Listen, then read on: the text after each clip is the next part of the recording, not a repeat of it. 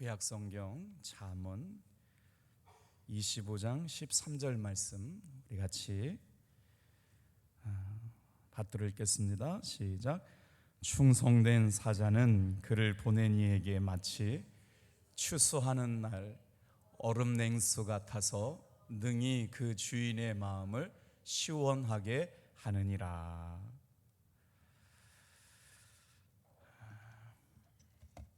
잠시 기도하겠습니다.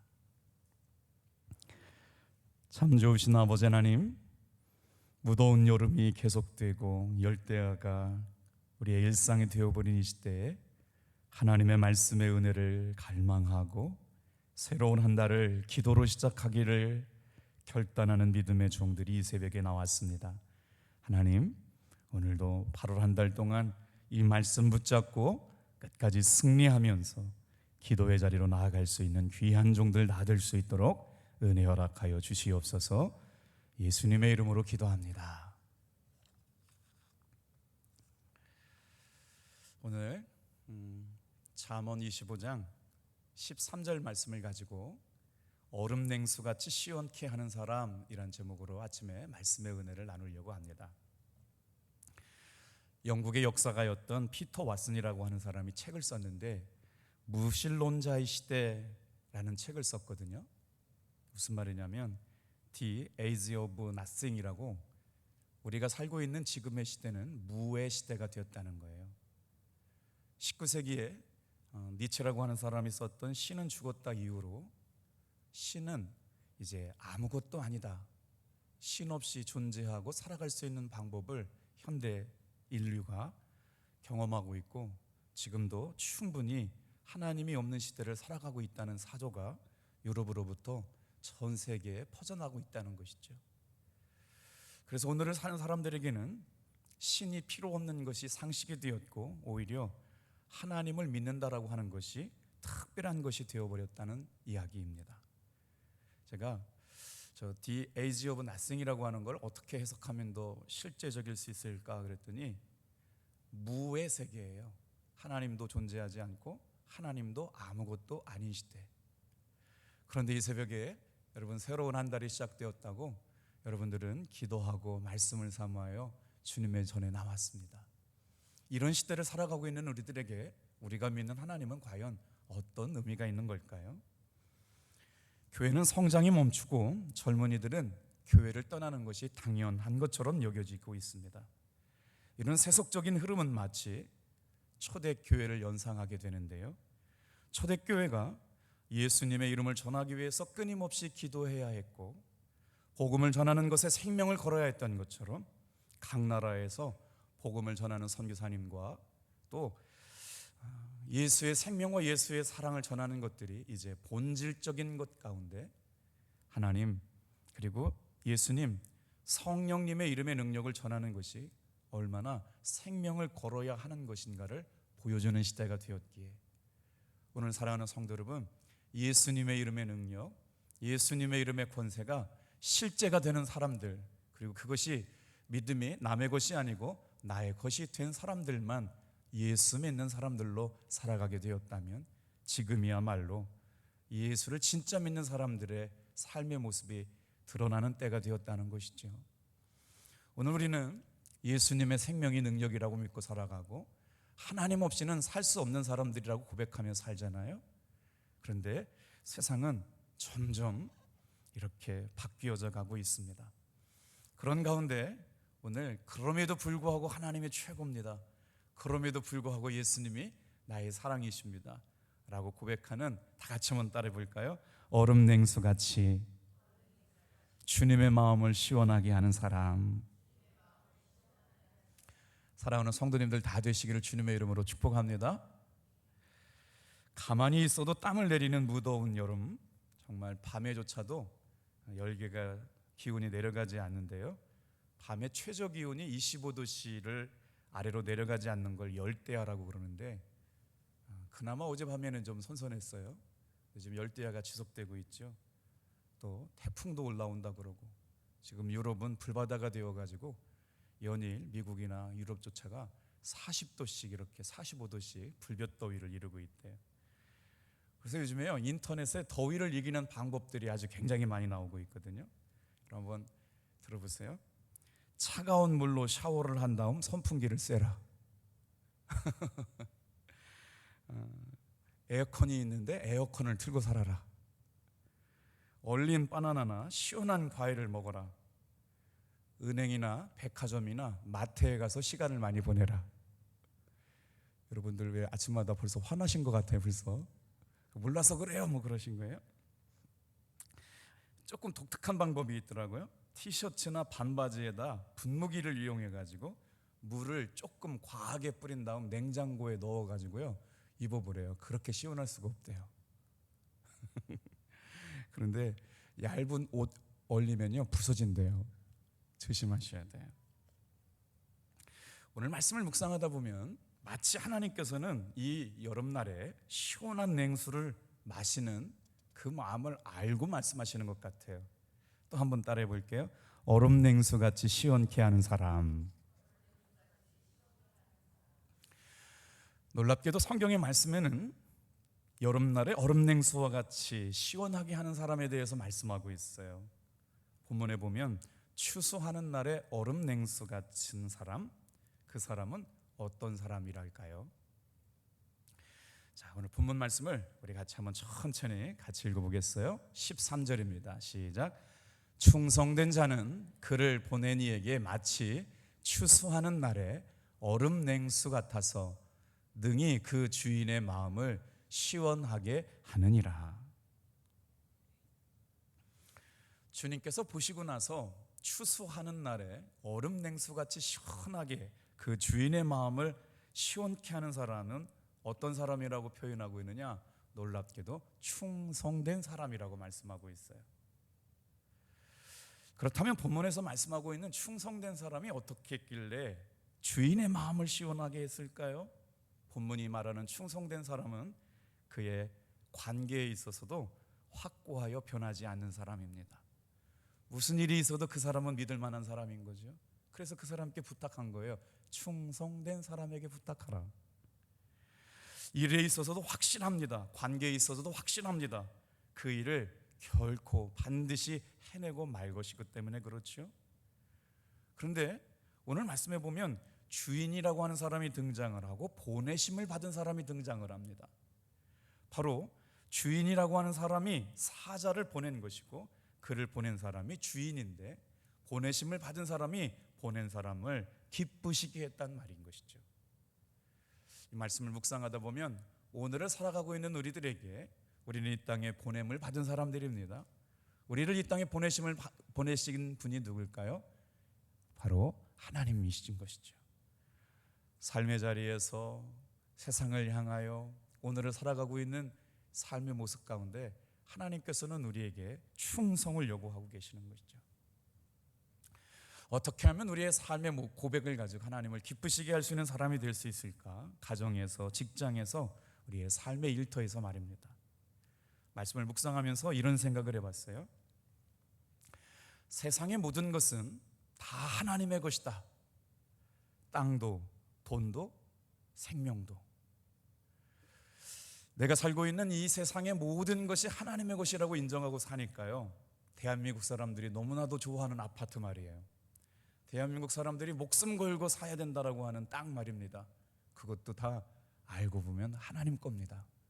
일생 살면서 그거 몇 평 차지하려고 끊임없는 싸움하고 분투하고 있지만 결국 그것도요 하나님의 것이라는 거죠.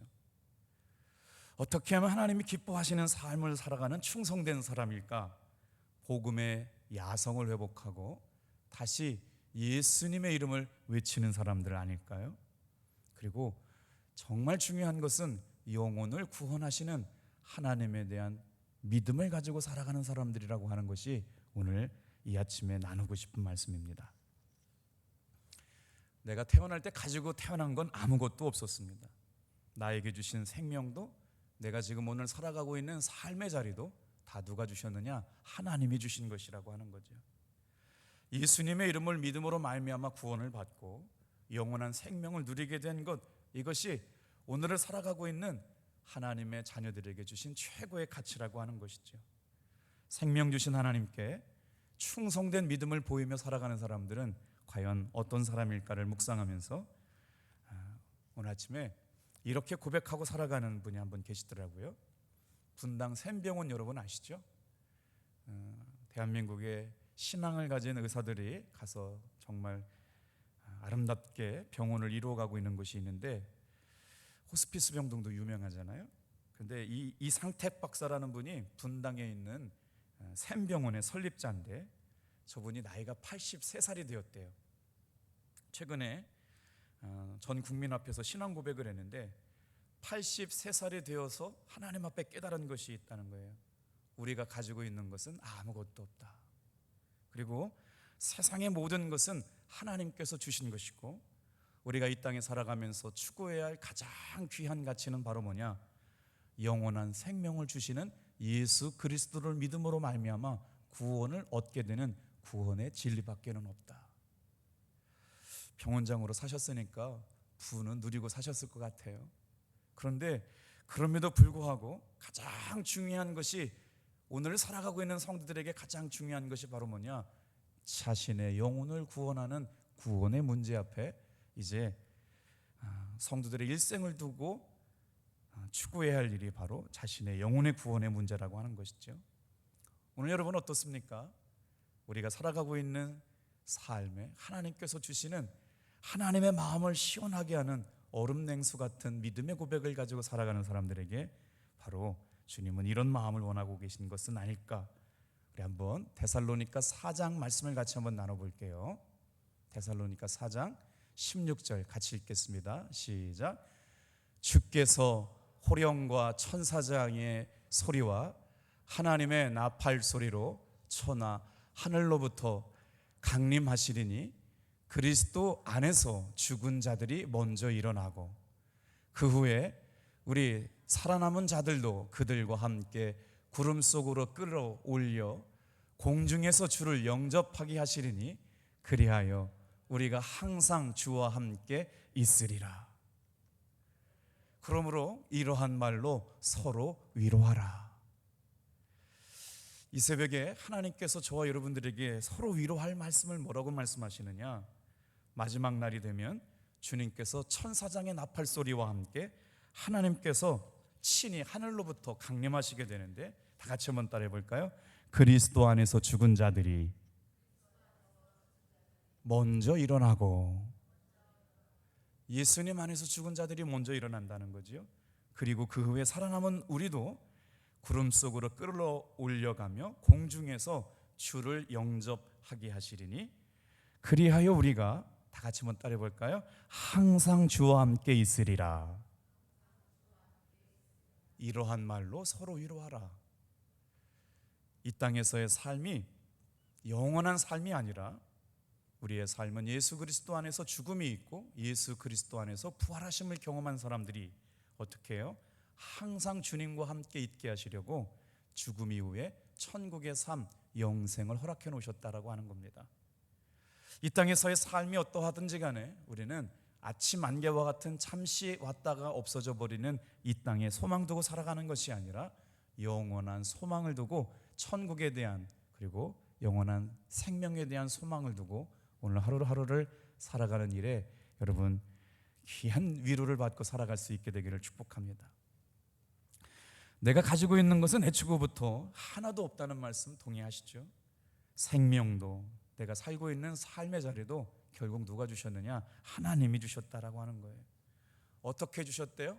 관리자로 주셨고 청지기로 불러주셨지 내가 살고 있는 이것에 내 거는 하나도 없습니다. 다 주님의 것이죠. 욥기 21장 21절 22절 같이 한번 또 읽어볼게요. 시작. 이르되 내가 모태에서 알몸으로 나왔은즉 또한 알몸이 그리로 돌아갈지올지라.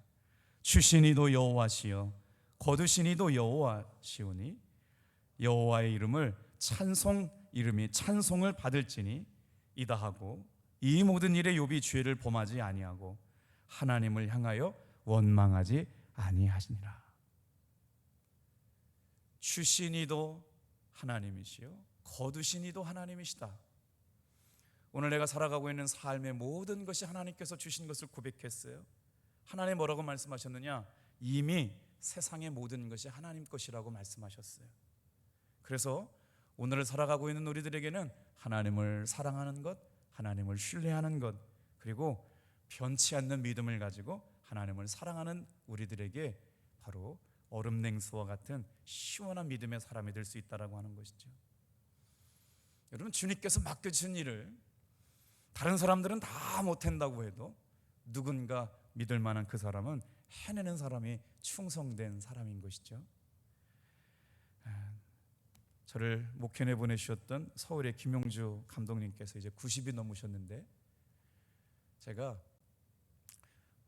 군대를 제대하고 26살 되던 해에 강원도에 목회를 나갈 때 감독님께서 서재를 부르셔가지고요, 갖고 가고 싶은 주석 성경 지를 하나 뽑으라고 그래서 제가 비콘이라고 하는 성경 주석을 뽑고, 감독님 이 비콘 주석을 주세요. 그랬더니 봉투에다가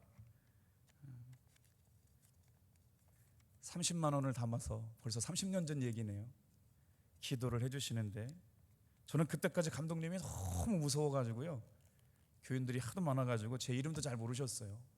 근데 그때 제 이름을 불러가면서 주의 종을 목회지로 보내는 목자의 마음을 담아서 눈물로 기도해 주시는데, 지금 생각해봐도 그 은혜와 그 사랑을 어떻게 갚을 수 있을까 싶어요. 건축할 때, 어려울 때, 빛에 허덕일 때 참 감독님을 통해서 많은 은혜를 경험했었거든요. 그러면서 제게 평생 잊을 수 없는 한마디를 해주셨어요. 모든 사람이 안 된다고 할 때 너는 가서 역사를 일으켜라. 저에게 여러 번 기회가 있었어요. 인천에서도 서울에서도 좋은 조건에 교회 임지를 떠날 수 있는 환경들이 있었는데, 제가 생각할 때 저를 믿고 보내셨던 우리 감독님 마음에 충성하지 못한 것 같고 주님의 명령에 순종하지 못한 것 같아서 그 제안들을 포기했습니다. 너는 가서 역사를 일으켜라. 사랑하는 성도 여러분, 오늘 이 새벽에 나와서 저와 여러분들에게 충성된 자에게 부탁하시는 말씀이 이거 아닐까요? 바로 세상의 모든 것은 내 것이 아니고 하나님의 것인 것이라고 말씀해 주시고, 하나님을 향한 믿음, 변치 않는 사랑, 그리고 그 신뢰를 가지고 무슨 일이 있어도 다른 사람들은 다 포기했지만 그가 가서 역사를 일으키는 사람, 충성스러운 사람들이 있잖아요. 구약에 충성된 자에게 말씀하신 것처럼 신약의 성경에도 이 충성은 같은 의미로 쓰였습니다. 충성을 헬라어로 피스티스라고 하는데요, 주님께서 찾으시고 기뻐하시는 사람, 바로 이와 같은 사람이 충성된 사람이죠. 다른 사람은 뭐라고 말해도 그분은 주님의 명령에 순종합니다. 다른 사람들이 원망하고 평가하고 뭐라고 얘기하든지 그건 관여할 바가 아닙니다. 나는 주님의 부르심을 받았기 때문입니다.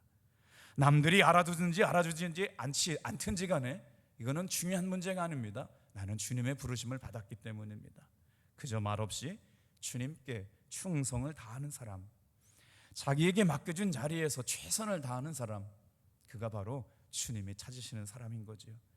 죽을지언정 핑계대지 않고 맡은 일에 최선을 다하는 사람, 그 사람이 바로 주님께서 찾으시는 사람인 것이죠. 사랑하는 성도 여러분, 무더워지고 지쳐지면 우리에게 부르신 부르심의 소명도 약해지고 믿음도 약해지는데요, 8월 한 달 주님 앞에 충성된 믿음의 종들이 다 되시기를 축복합니다. 어떻게 하면 우리가 하나님 앞에 얼음 냉수같이 시원케 해드리는 사람이 될 수 있을까요? 놀랍게도 보내신 분이 계시고 보내심을 받은 사람이 있다. 바로 보내신 분이 하나님이시고 당진 지역에, 여러분의 직장에, 여러분의 가정에 바로 우리를 충성된 사람으로 보내셨다라고 하는 것이죠. 저와 여러분에게 그것을 맡기신 분은 하나님이십니다. 얼음 냉수 같은 놀라운 일이 어떻게 우리의 삶에 일어날 수 있을까요? 어제 주일 예배를 마치고 나서 교회 학교 어린이가 중보기도 요청서를 가지고 저한테 찾아왔어요. 세상에, 그 편지를 읽고 저도 깜짝 놀랐어요. 터키로 선교를 나간대요. 초등학교 6학년 아이가. 목사님 기도해 주세요. 최근에 우리 감리교 감독님이 그 트르키에 가가지고요, 그 수해 현장에 가가지고 성찬식을 진행했어요. 성찬식을 진행하는 동안에 박장규 감독님이라는 분이 무장 그 총무장을 한 그 군인들이요, 감독님 성만찬 하는 동안에 이렇게 둘러싸가지고 성찬을 진행했어요. 투르키에서 국빈 자격으로 가가지고 성찬식 진행하는데 무슬림 지역이라 보니까 성찬식 진행하다가 폭탄 테러 있을까봐 무장을 한 사람들이 총을 들고 성찬을 지키는데요, 참 귀하다는 생각이 들어요. 어제 이렇게 생각나는 분들에게 전화를 했는데 한 권사님으로부터 전화가 왔어요. 무슨 전화가 왔냐면 이런 거예요. 목사님, 주일날 우리 교회에 등록한 분이 없는데 일하면서 만난 분이 자기 장모님하고 아내가 교회에 가서 등록하고 목사님도 만났다는데 그게 사실이냐고요. 맞아요. 그러니 여러분 한번 제 마음 좀 보세요. 주일날 수백 명의 사람들이 왔다가 가는데 1부 예배 끝나고 2부 예배 끝나고 잘 모르는 분들 우리 교회에 많이 나오고 계시거든요. 근데 저하고 눈이 맞았어요. 오후 예배가 없길래 목양실에 가서 차 좀 한잔 하고 가시라고 거기서 등록을 했어요. 참 감사하죠. 그래서 등록을 이제 2명이 하셨거든요. 어머니도 나오시고 이제 따님이 교회를 나오셨는데 그 남편하고 전화를 주신 권사님하고 친밀한 관계를 이어가던 분인데 제가 오늘 드리고 싶은 말씀은 이거였어요. 몇 년 전에 우리가 그 사과나무에다가 에덴 동산에다가 하나님이 이 영혼을 주님께 올려드립니다, 사과 이름에다가 전도 대상자 VIP 이름 써서 냈잖아요. 그때 정말 기도하면서 거기다가 이름 썼던 남편의 장모님이 교회를 나왔다는 거예요. 자기가 전도하겠다고 마음먹었던 남편의 아내가 어제 교회를 나왔다는 거예요. 그러면서 이번 주에는 이제 조만간에 남편도 나오고 고등학생도 나올 거라고. 참 신기했어요. 우리가 VIP 대축제를 하면서 과연 이 기도가 이루어질까, 하나님께서 내가 하는 기도를 듣고 계실까 몰랐는데 우리 권사님이 너무 기쁜 마음으로 말이에요. 목사님, 제가 그때 그 이름 불러가면서 기도할 때는 전도가 될지 안 될지 몰랐지만 목사님 그 가정이 장모님과 아내가 등록했다는 말을 듣고 얼마나 감사했는지 모른대요. 오늘 이 새벽에 말입니다. 기도하는 것이 아무것도 아닌 것 같아도 천군 천사가 동원해서 저와 여러분의 기도를 하나님의 은혜의 보좌로 올라가게 가져갈 줄로 믿습니다. 그래서 우리가 이 새벽에 기도하는 거예요. 다 같이 한번 따라합시다. 얼음 냉수와 같이 시원케 하는 사람. 어떤 사람이 그렇대요? 바로 충성된 사자인데요, 충성된 사자는 그를 보낸 이에게 마치 추수하는 날의 얼음 냉수 같아서 그 주인의 마음을 시원하게 하느니라. 여기서 추수하는 날이라는 단서가 달려 있네요. 추수하는 날이 언제일까요? 우리는 추수를 10월에 하지만 유대 땅 이쪽에는, 중동에는요, 보리와 밀을 추수하는 5월, 6월이 추수하는 때입니다. 그때가 가장 더울 때라고 그래요. 중동 지방은 이때가 가장 무더운 때인데 어떻게 충성된 사자가 마치 추수하는 얼음 냉수와 같다. 이 말은 레바논의 헬몬산에서 만년설을 채취해가지고 그것을 잘 보관했다가 여름에 얼음 냉수와 같이 이렇게 먹는 건데요, 평신도들, 서민들로서는 생각할 수도 없는 것인데 팔레스타인 지역에서 여름에 얼음 냉수를 만든다라고 하는 건 왕국에서나 가능한 일이죠. 온유월의 찐 듯한 열기 속에서 식히기 위해 가지고 여러분 포도주나 음료수에 타먹던 진짜 얼음을 뜻하는데 말이에요.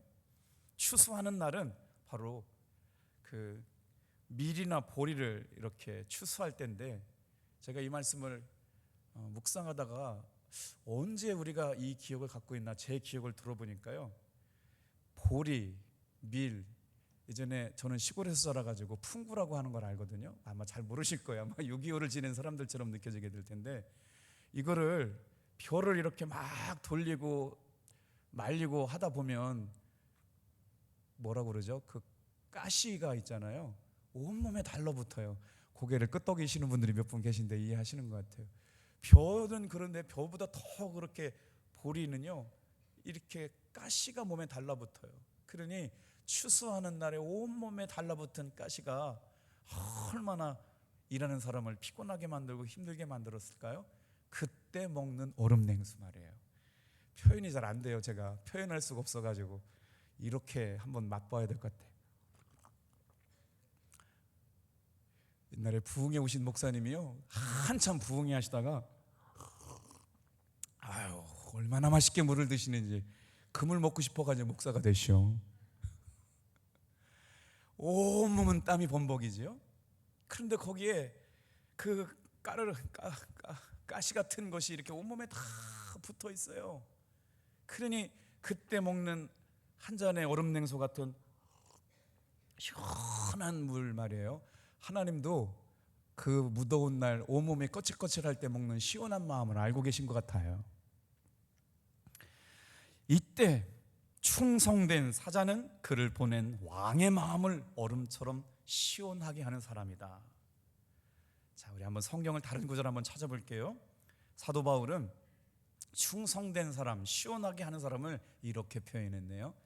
자, 고린도서 16장 7절과 18절 말씀 같이 한번 읽어볼게요. 시작. 내가 스데바네와 부두나도와 아가이고가 온 것을 기뻐하노니 그들이 너희의 부족한 것을 채웠음이라. 그들이 나와 너의 마음을 시원하게 하였으니 그러므로 너희는 이런 사람들을 알아주라. 사도 바울에게 있어서도요, 자신을 시원하게 해줬던 사람들이 있었다라고 하는 거예요. 시원하게 해줬다는 말이 뭘까요? 위로해 주었다는 말입니다. 시원하게 해주었다는 말이 뭘까요? 안식을 주었다는 얘기고요, 생기를 불어넣어 줬다는 거예요. 누구도 안 된다고 얘기하고 싫다고 얘기하고 못한다고 얘기하는데 지금 부누나도와 스데바네와 아가이고가 사도 바울에게 있어서 그의 마음을 시원하게 해주었다는 거죠. 위로해주고 안식을 주고 생기를 불어넣어준 사람이 되었다는 거예요. 오늘 이 저녁에 사랑하는 성도 여러분, 이 아침에 여러분이 우리 탑동교회 안에 생기를 불어오는 성도들 다 되시기를 주님의 이름으로 축복합니다. 누구를 만나면 마음의 쉼을 얻어요. 그 사람을 만나면 사역을 더 할 수 있는 힘을 얻어요. 사도 바울에게 있어서 스데바네와 부두나도와 아가이고가 그런 사람이었다라고 하는 것이죠. 왜 그랬을까요? 그 사람들은 다른 사람의 필요를 채워줬어요. 그 사람들이 다른 사람들을 잘 섬겼기 때문에 그래요. 이런 사람들로 인하여 사도 바울은 목회 사역의 지평이 넓혀진 것이죠. 교회 안에는 두 부류의 사람이 있대요. 한 사람은 열받게 하는 사람이고요, 한 사람은 열받은 걸 시켜주는 사람이 있대요. 여러분은 열받게 하는 분이세요? 열받은 사람을 시켜주는 분이세요? 어떤 사람을 만나보면 정말 답답해지기 시작해요. 걱정거리를 가지고 만나면 그 걱정거리가 확산되어 가지고 일은 더 커지기 마련입니다. 즐거운 마음으로 무엇을 하려고 시작하면 기쁜 마음을 빼앗겨버리고 말죠. 그런데 반면에 그 사람을 만나면 말이에요, 마음에 힘을 얻는 분이 계세요. 즐거움으로 만나면 그 즐거움이 배가 되는 분이 있어요. 기분이 안 좋다가도 그 사람을 만나면 힘을 얻게 되고요, 용기가 생기고요. 오늘 이 새벽에 이 기도회 자리에서 만난 여러분들이 한 분 한 분이 주님 보시기에 그런 분 되시기를 주님의 이름으로 축복합니다. 마음을 시원하게 해주는 분 말이에요. 예수님께서도 바로 하나님 아버지에게 그런 분 같았어요. 하나님의 마음을 시원케 해드린 분이 예수님이신 거죠. 우리의 삶을 구원의 역사를 이루어 가신 예수님의 구원 사역을 보면 우리 같은 죄인을 구원하셨기에 우리에게도 예수님은 얼음 냉수 같은 분이셨던 것이죠. 이제 예수님을 닮아서 우리도 어떻게 하면 주님의 마음을 시원케 하는 믿음의 사람들이 다 될 수 있을까요? 두 가지 말씀만 말씀드리고 마치려고 그래요. 다 같이 한번 따라합시다. 다시 예수의 이름으로 무장된 사람. 이 땅에 살아가는 사람 가운데 여러분은 예수님을 구주로 영접한 사람이 되었습니다. 이 세상에 자기 것은 없는 것이라 우리는 믿고 살아가요. 모든 것이 다 하나님 거라고 얘기하죠. 그러니 주님 앞에 주님의 마음을 시원케 하는 사람들로 부르심을 받았기에 다시 한번 누가 뭐라고 그래도 우리는 예수의 이름으로 무장할 수 있는 성도가 되길 바랍니다. 예수의 이름으로 무장된 사람이 주님의 마음을 시원케 하는 사람이라는 거죠. 사도행전 3장 6절 7절 8절 말씀을 한번 다시 읽어볼게요. 시작. 베드로가 이르되 은과 금은 내게 없거니와 내게 있는 이것을 내게 주노니 나사렛 예수 그리스도의 이름으로 일어나 걸으라 하고, 오른손을 잡아 일으키니 발과 발목이 곧 힘을 얻고 뛰어 서서 걸으며 그들과 함께 성전으로 들어가면서 걷기도 하고 뛰기도 하며 하나님을 찬송하니. 다 같이 한번 따라합시다. 나사렛 예수의 이름으로 일어나 걸어라. 예배 시간마다 제 마음속에 지금 암투병을 하시는 우리 성도님들을 만나게 될 때가 있어요. 그런데 정말 어떻게 위로해야 될지를 잘 모를 때가 있어요. 그럼에도 불구하고 그분들과 대화하면서 제가 해드릴 수 있는 일은 나사렛 예수의 이름으로 암덩이가 사라지게 될 줄로 믿습니다. 그 믿음을 선포하고 그 믿음이 나에게도 실제가 되고 여러분에게도 실제가 되고 성경의 말씀이 진리로 우리에게 가르쳐 주신 것처럼 선포될 때마다 우리는 못하지만 하나님은 하실 줄로 믿습니다. 그래서 다시 한번 예수의 이름으로 무장된 사람들 말이에요. 오늘 저와 여러분의 삶의 8월 한 달 다시 예수의 이름으로 무장하는 여러분들 되기를 축복합니다. 예수님의 마음을 시원하게 했던 베드로와 요한에게 주셨던 가장 큰 무기는 무엇이었을까요? 예수님의 이름이었습니다. 하나님의 사자로 파송을 받은 우리들에게 충성된 자로 여길 것은 바로 예수님의 이름을 가지고 생명건 제자리 되었다라고 하는 것이죠. 충성이란 말이 요한계시록에는 어떻게 표현됐을까요? 놀랍게도요, 요한계시록 2장 10절은 이렇게 표현했습니다. 시작. 내가 죽도록 충성하라. 그리하면 내가 생명의 면류관을 너에게 주리라. 충성된 사자에게 요구하는 것은요, 생명이었어요. 예수님의 이름을 전하는 사람들에게 요구하시는 건 뭐였어요? 전심이었어요. 생명 건 사람에게 생명을 이겨오게 하시는 것이죠. 전심인 사람에게 생명을 구원할 수 있는 은혜를 허락하셨다는 거죠. 그래서 내가 죽도록 충성하라. 그리하면 생명의 면류관을 너에게 주리라. 사랑하는 성도 여러분, 8월 한 달 예수님의 이름 앞에 죽도록 충성할 수 있는 믿음의 고백을 가지고 다시 예수님의 이름으로 무장할 수 있는 성도들 다 되기를 축복합니다. 생명을 드리기까지 하나님께 충성된 자에게 하나님이 주신 생명의 대가로 생명의 면류관을 주시겠다는 약속. 주님 앞에 충성된 사자로 부름을 받은 사람은 주인을 위하여 생명을 드리는 사람들이 되었다는 것이죠. 자, 이사야서 52장 7절 말씀도 한번 볼게요. 8월 한 달 동안 새벽기도 나오신 여러분들, 월삭기도 나오신 분들이 주님 앞에 이런 믿음의 삶을 사시길 축복합니다. 시작.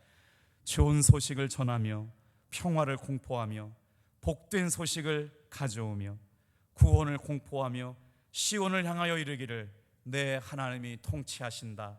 하는 자의 산을 넘는 발이 어찌 그리 아름다운가. 좋은 소식, 평화를 공포하고 복된 소식을 넘는 사람들, 구원을 선포하고 하나님께서 다스리시고 통치하십니다. 주님이 왕이십니다. 고백하는 사람들을 통하여 하나님의 마음을 시원하게 하는 성도들 되기를 주님의 이름으로 축복합니다. 자, 주님의 마음을 시원하게 하는 사람, 다시 한번 예수님의 이름으로 무장된 사람이라고 말씀을 드렸고요. 자, 마지막으로 한 번만 따라해 볼게요. 말씀 앞에 예가 되는 사람. 어떻게 하면 주님의 마음을 시원하게 할 수 있을까요? 예수님의 이름으로 다시 무장된 사람이고요, 말씀 앞에 언제나 예가 되는 성도가 되길 축복합니다. 자, 우리 한번 말씀 같이 한번 읽어볼게요. 시작. 하나님의 약속은 얼마든지 그리스도 안에서 예가 되니 그런즉 그로 말미암아 우리가 아멘하여 하나님께 영광을 돌리게 되느니라. 우리를 너희와 함께 그리스도 안에서 굳건하게 하시고 우리에게 기름을 부으신 이는 하나님이시니 그가 또한 우리에게 인치시고 보증으로 우리 마음에 성령을 주셨느니라. 새롭게 한 달이 시작되었습니다. 예수님 안에서, 여러분 말씀 안에서 온전히 순종하여 예가 되는 성도들 다 되기를 축복합니다. 뭐라고 말씀하세요? 다 같이 한번 따라합시다.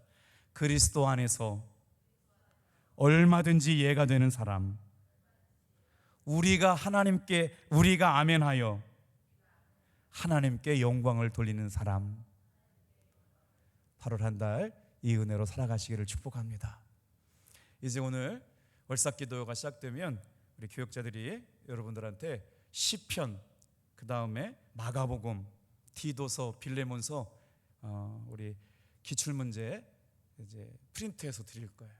제 마음속에는 우리 온 교회 성도들이 8월 한 달 동안 시편 말씀 묵상하고 마가복음 묵상하고 디도서 묵상하고 빌레몬서 묵상해가지고 한 달 동안 온 성도들, 주일학교, 어린이들, 어른들, 청년들이 하나님 말씀 묵상하면서 이 무더운 여름 이기시기를 축복합니다.